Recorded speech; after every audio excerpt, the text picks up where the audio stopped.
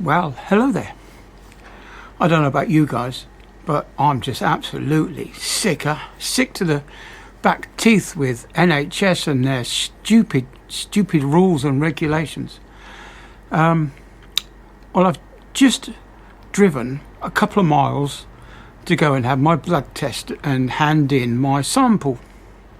And when I get to the reception, they say, "Oh, we don't have a nurse on site that can take your sample." And I'm thinking to myself, well, it says on the thing that it's good for 10 days. Why can't they take it on Monday? And they said, oh, because it might be infectious diseases. Well, it's in a sealed bag. Oh, I'm so angry. There's no logic to these people. So I've now got to do another sample. I've got to drive down again. I think I'm going to give them an invoice this time. I'm going to write out an invoice for my travel. It's only 4 miles there and 4 miles back, so that's 8 miles at 45p a mile. And of course there's my £20 per hour charge that I shall also put onto it, so I'll get a couple of quid out of them. Yeah, maybe not, but maybe the threat of an invoice might make them change their mind about their stupid procedures. Anyway, when I spoke to the nurse that actually took my blood sample, she was saying that she's not qualified to do other samples. And anyway, she was quite helpful. She actually gave me another sample kit to take away. But yeah, so I'm not happy with my doctors at the moment. This will be now the third complaint that I've got to put in. The first 2 complaints were upheld, and the second complaint that I made, we went and had an interview, and they said that they were going to try and do better. But no, they're failing. They really are failing. The NHS is just failing us. But anyway, that's my rant over. Let's get on to something else. Anyway, I'm just looking around the garden. My goji berry bush is doing absolutely brilliant. It needs pruning back, and as they said, it does tend to throw out these very long branches, and there are a few flowers on it. So, fingers crossed, I might get a few goji berries. Yeah, the lavender bush behind us, where I take the pictures of the bees, is it's got 1 or 2 flowers left on it. When I first went away 3 weeks ago, there was about 10 to 15 flowers left. Now I can only see 3 flowers this side, and I know there's a couple more on the other side when I went down to the dustbin yesterday. And the borises are out, the orb web spiders. Now, we had an orb web spider across the front window when I went away, and it was getting quite big. And Sarah, being the girl that she is, was getting quite frightened of it because it was getting bigger and bigger. It must have been catching quite a few flies. Anyway, she went out and got rid of it. Yeah, apparently in the corner of the window was a smaller orb web spider that would come out and visit the bigger orb web spider in the middle of its web. And she was telling me that it would do a little dance as it was going down the web, do a little dance. And when they got together, they would do a little dance, and their little feet would waggle about, and then he would go off back up to his corner. Anyway, she got rid of him as well. So yeah, that was obviously a male orb web spider visiting the female. And Sarah didn't want any more babies, so she got rid of him before there was any eggs. But in the back garden, there's quite a few of the big borises. They're called orb web because they make a round web and they sit right bang in the middle. Have you ever seen David Attenborough where he does these videos with orb web spiders? And they're massive. Well, in this country, they're not quite as big as you get in some of these foreign countries, which is rather pleasing because I absolutely hate them. I have a phobia of spiders, and It's not just a spider, it's a web as well. And walking through a web just fills me with dread, as I've done on a few occasions, walking down to the garden with some rubbish in the morning, and you walk across a fresh web. So I learnt my lesson, and that's now the broom. I now wave the broom in front of me, a little bit like Harry Potter. No, not quite like Harry Potter, but anyway. So, yeah, that's one of the things that I really dislike is spiders and their webs. Well, looking down into the garden, I can see my my blueberry bush is getting a bit overgrown with some of the overgrown stuff. I don't know what you call it, weeds, I suppose. Down there next to it is our fig tree. Now, during the summer, some of the leaves were scorched off the fig tree, and because we went on holiday for a bit, it got overwatered slightly from the rain. So we lost quite a few leaves. Anyway, I'm quite glad to see that the leaves have grown back. We've got more leaves now, and it's looking quite healthy as compared to the middle of the summer, which is a bit of a shame. But yeah, we really need to get out into the garden at the moment. We've got quite a few. We've actually got a sycamore tree growing in our garden. The sycamore tree that was behind us was cut down because it was getting too big, and the few seed pods have landed in our garden. So now that tree's gone, we've now got to get rid of these fledgling trees. And they keep growing back. We cut them back down to ground level, and they keep regrowing. So we have to get rid of them, really. But yes, talking of sycamore trees, there happened to be a story today about a sycamore tree being cut down by a 16-year-old youth. Now, that's pretty despicable thing to do, wasn't it? To cut down something that people associate with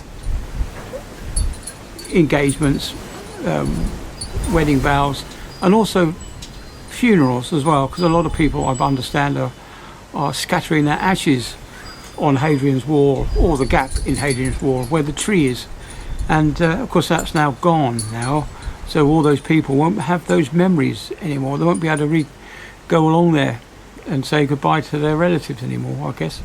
I don't know, but yeah, it's not a very nice thing to do, but that's the youth today, I suppose. It's just all cancel or destroy everything, isn't it? You see something that's quite nice and attractive, you've got to destroy it. And when I was living on the south coast, we had a community centre that was raided. They were holding a charity event where they were collecting toys for children, disadvantaged children and families. Anyway, these kids broke into this place and destroyed everything. And they took all the toys that they could carry, and what they couldn't carry, they destroyed. And the police came along and said, "Oh, they're not being vandals, they're just being creative. They're using their creativity to destroy things." And I thought, well, yeah, that's the woke world we've moved into. Rather than saying that this is not acceptable, they've gone on to destroy things. But yeah, what can we do? What can we do? It's down to the parents to install some form of moral attitude to these children. But I guess we're just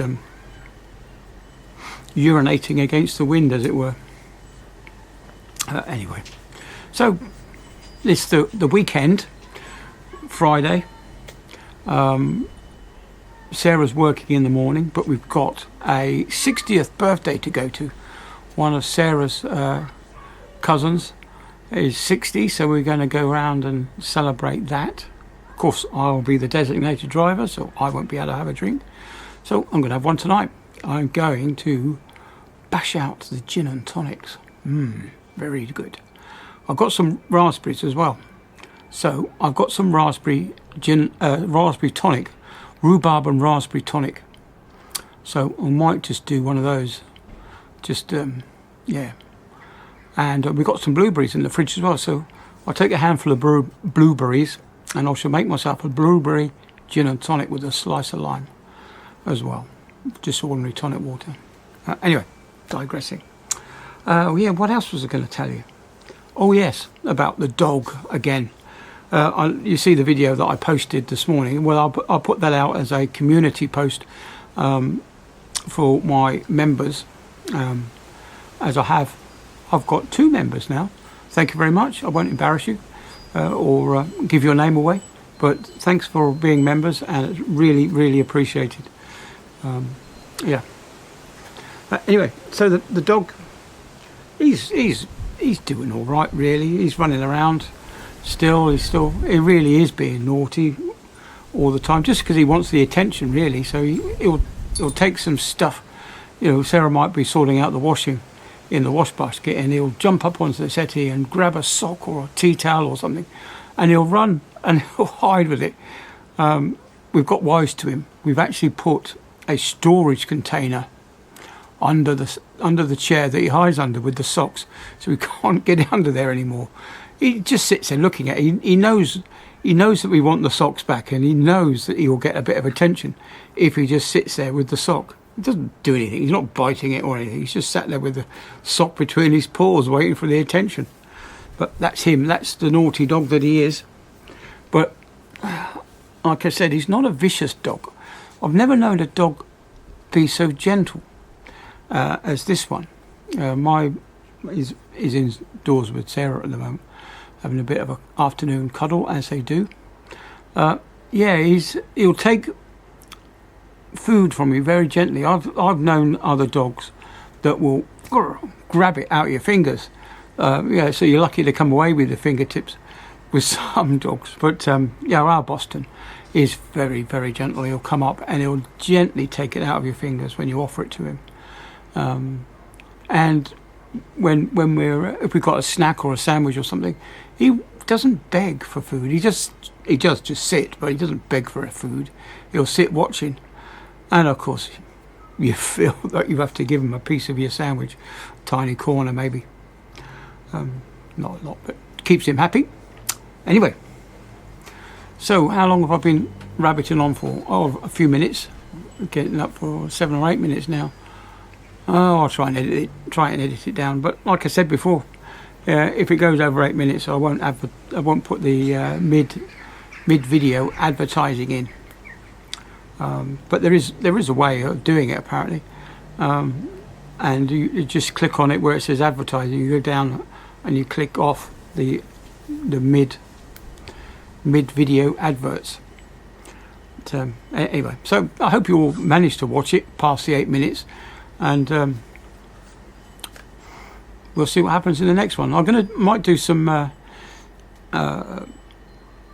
comparison shots with this lens that I said I bought yesterday. I bought this little tiny polarizing lens. Of course, you can adjust it. You can turn the lens one way or the other way to give you the strength of get my tongue right, get my teeth back in, to adjust the strength of the polarization in your camera lenses.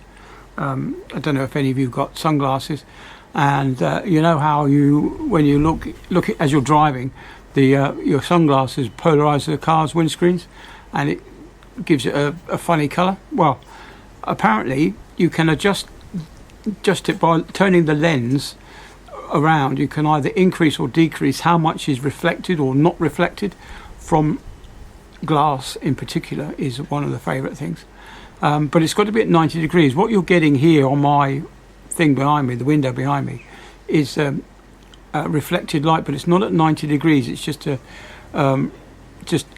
reflected image. It's not like a glare from the sun itself. It's just a reflected image. There's not much you can do about that. But if you take pictures of leaves in particular, you can take the glare off the leaf by turning the lens. And of course, that's one thing that you can't do in post-production. You can't take that glare away. You might be able to color correct it and color grade your image, but you won't be able to take the glare away. So you have to do that with the lens. and this is why I bought a couple of lenses like that, is so that it can I can do my cinematic footage at 24 frames a second in the 180 rule as well. So if I was shooting at 24 frames a second, I then have the shutter speed at 48 frames a second, and of course sometimes that's a bit overexposed, so you have to bring in some neutral density lenses. But I'm getting a bit technical for a Friday afternoon vlog, so I'll see what I can do.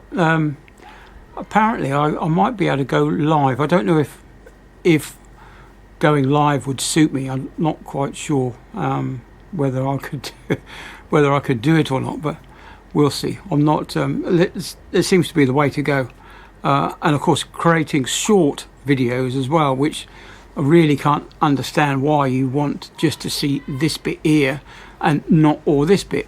It doesn't. The mind boggles at the laziness of some people who can't turn their camera sideways, or their phones. They can't turn their phones sideways. They always have to have their phone upright, catching that portrait mode. But watching something like this in landscape mode gives you a bit more peripheral view, which is more natural to the eyeball, so I've heard. Anyway, so I've rabbited on for far too long, and I've taken up far too much of your Friday when you should be getting the ice on and getting the limes sliced and your blueberries or raspberries muddled for your gin and tonics. Anyway, catch you all later. See you. Bye then.